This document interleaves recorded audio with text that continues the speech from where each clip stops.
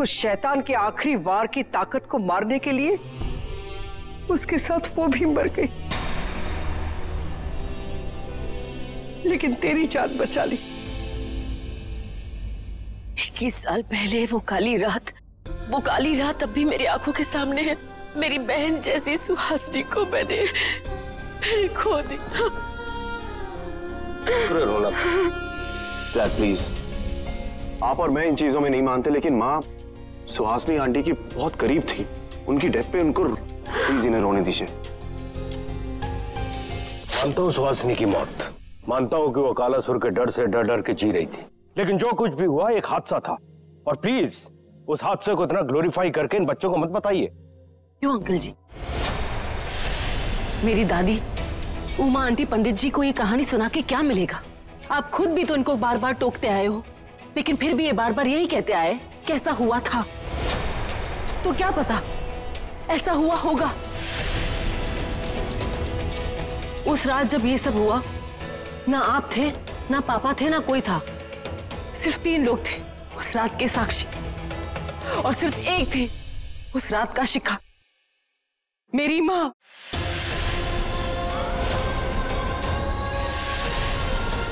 जिन्होंने मेरी जान बचाने के लिए अपनी जान दे दी। अंकल, मैंने मेरी माँ को कभी नहीं देखा, सिर्फ सुना है पापा और दादी की कहानियों में। और आज जब मुझे पता चला है कि मेरी माँ की मौत एक एक्सीडेंट में नहीं, मुझे पता नहीं मैं इस गिल्ट के साथ कैसे जी पाऊंगी कि मेरी माँ ने मेरी वजह से जान दे दी। अंकल, उस रात को मेरा एक नहीं बल्कि 2 बार जन्म हुआ था। पहली बार जब मैं इस दुनिया में आई, और दूसरी बार जब मेरी माँ ने उस शैतान से मुझे बचाया। आप नहीं मानते हो ना ये सब बातों में? कैसा नहीं होता है? हम ऐसी कितनी ही कहानियां सुनते हैं जिसे हम मानते नहीं, क्योंकि हमने कभी देखा नहीं है।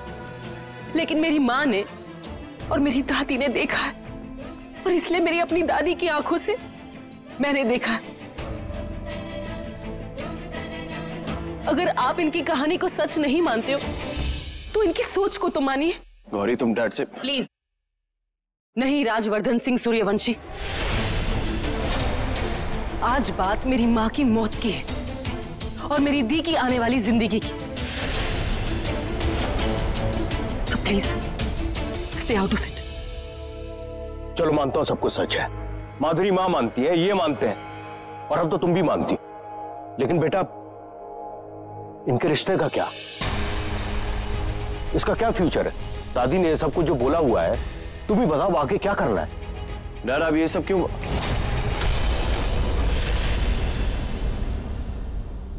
अंकल, मुझे कुछ समझ में नहीं आ रहा है कि हमें क्या करना चाहिए, लेकिन मैं इतना जरूर जानती हूँ कि हमें थोड़ा सा वक्त चाहिए सोचने के लिए। मतलब शादी फिर से पोस्टपोन, और तुम यहां से चली जाओगी? मतलब 20 साल पहले जो हादसा हुआ, अब वो डिसाइड करेगा इन बच्चों का फ्यूचर? बेटा, तेरी माँ ने तेरे लिए जान दी, उसने इस घर को बचाने के लिए जान दी थी, इन रिश्ते नातों को बचाने के लिए जान दी।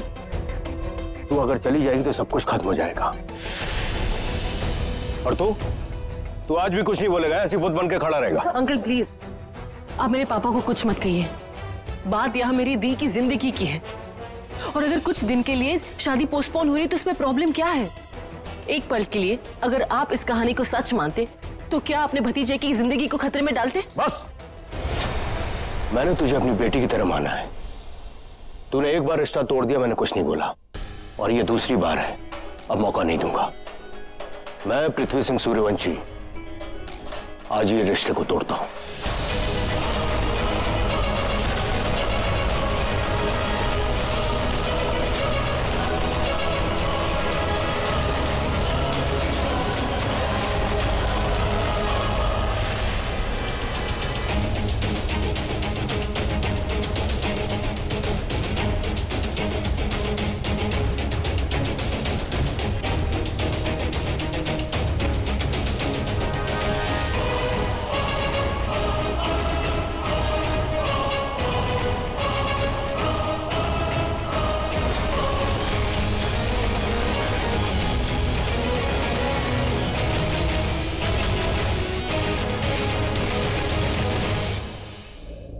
I can't believe this.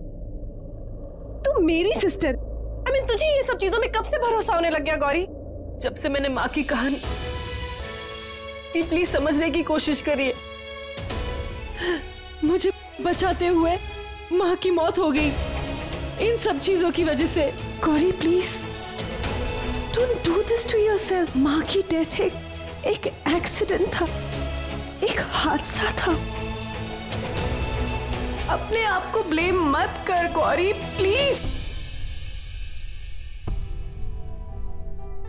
मैं जानती हूँ कि जब हम मुंबई से आ रहे थे तो हमने डिसाइड किया था कि शादी को तोड़ देंगे और ये सब ड्रामा करेंगे।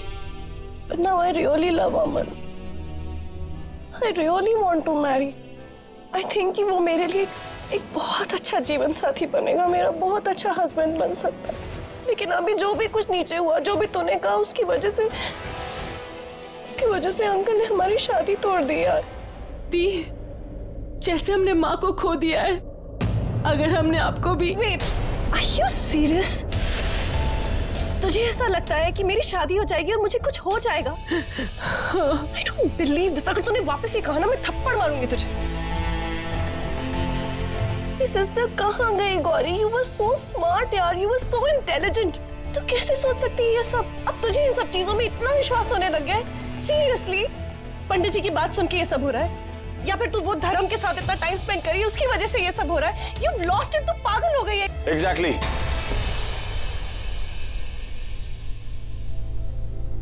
That's my point. बस पता ये नहीं चल पा रहा है कि गौरी ने धर्म का दिमाग खराब किया है या धर्म ने गौरी का।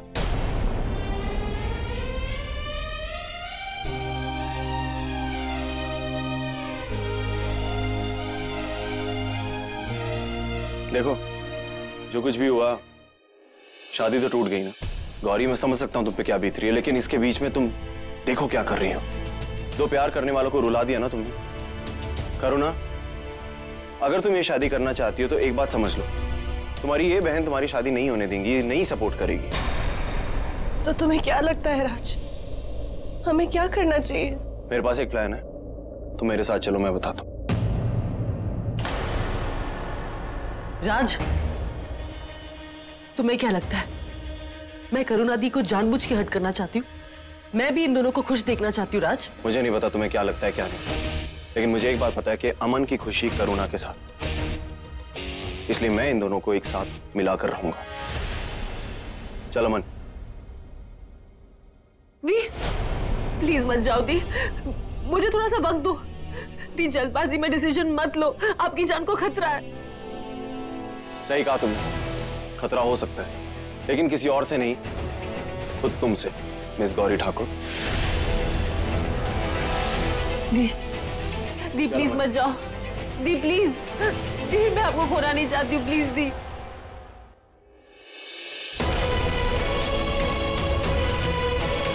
I'm sorry Gauri.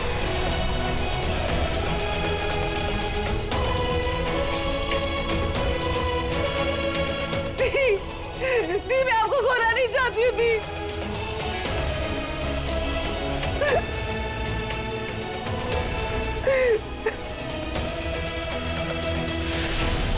मुझे ये तो नहीं पता कि राज क्या करने वाला है, पर मुझे किसी भी तरह ये पता लगाना है यहाँ ये सब क्या हो रहा है, क्यों हो रहा है। धर्म, मैं भी नहीं चाहती हूँ कि अमन और करुणा दी की शादी टूटे, लेकिन मैं ये भी नहीं चाहती हूँ कि दो परिवारों में जो विश्वास और अंधविश्वास की दूरियां हैं वो बढ़ती जाए। धर्म, मुझे ये सब कुछ खत्म कर देना है और हमें आज रात ही कुछ करना होगा, वरना कुछ अनहोनी ना हो जाए। हाँ, पर हम ये सब कुछ साबित करेंगे कैसे? हमें कुछ सोचना पड़ेगा। जब से हम यहाँ आए हैं उस दिन से, इनफैक्ट उस रात से कुछ ना कुछ गड़बड़ हो रही है। तब से लेकर अब तक जो कुछ भी हुआ है हम डिस्कस करते हैं, शायद कुछ समझ में आ जाए। मतलब हमें बिरजू मिला तब से? नहीं, ऐसे नहीं। याद है जब निष्ठा बेहोश हुई थी, उस वक्त मैंने उसके हाथ में एक नकली हाथ देखा था। क्या? हाँ, किसी ने प्लास्टिक का हाथ बहुत प्लानिंग के साथ रखा था। लेकिन निष्ठा जिद कर रही थी कि किसी हाथ ने उसका हाथ पकड़ा था। हाँ, मंदिर के बाहर वो गांव वाले की 2 लाशें मिली थी और पेड़ पे लिखा था कि मेरा धड़ मुझे वापस कर दो।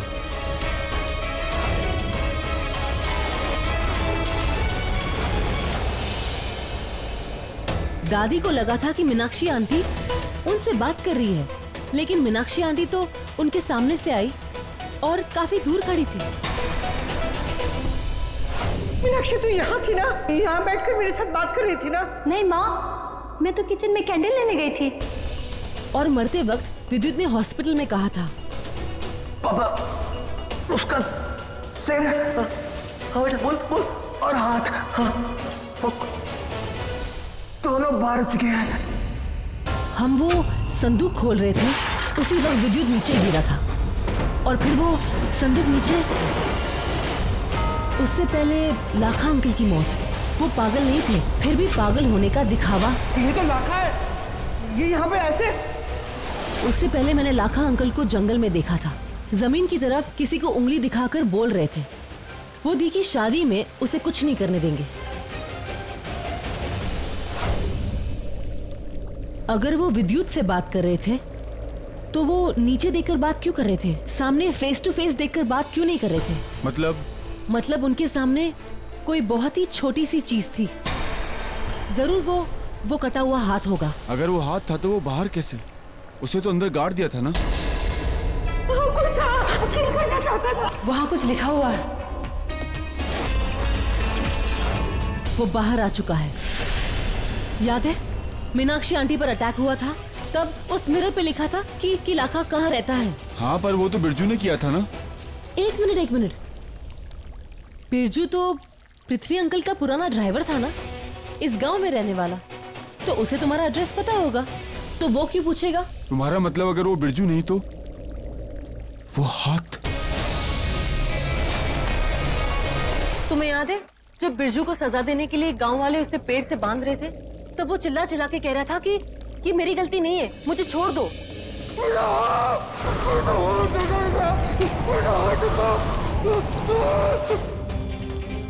वो हाथ था। हाँ, जब उसने मंदिर पे तुम्हारे ऊपर अटैक किया था तब भी वो यही बात बोल रहा था। छोड़ मेरा हाथ, छोड़। ओह माय गॉड, इसका मतलब वो हाथ पहले ही आजाद हो चुका है। उसने पहले क्यों नहीं किया ये सब कुछ? तुम्हारे आने के बाद क्यों? दी मैंने आपका हाथ पकड़ लिया है। हाथ पकड़ के रखो दी, हाथ पकड़ के रखो मेरा। मेरा हाथ नहीं है तेरे हाथ में। क्या हुआ गौरी? मैं समझ गई हूँ, उसका धड़का है।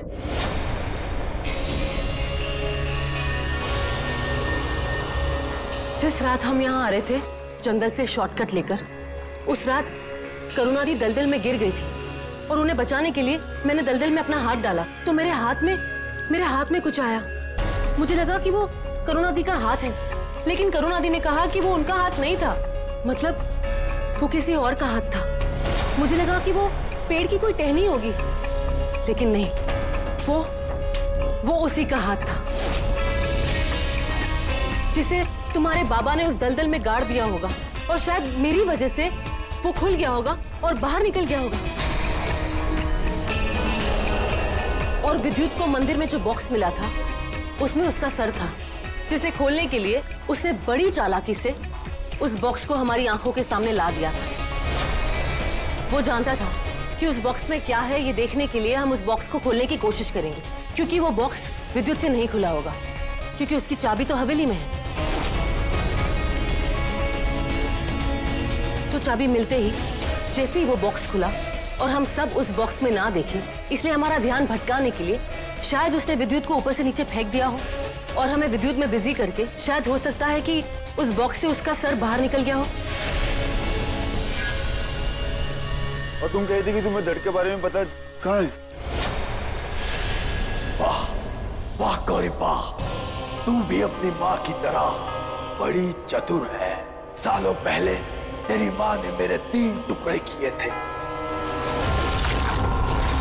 कायनात की साजिश देख, आज तू ही मुझे मेरे तीसरे टुकड़े तक ले जाएगी। तू ही मुझे मेरे धड़ से मिलाएगी। आज के बाद हर रात होगी कयामत की रात।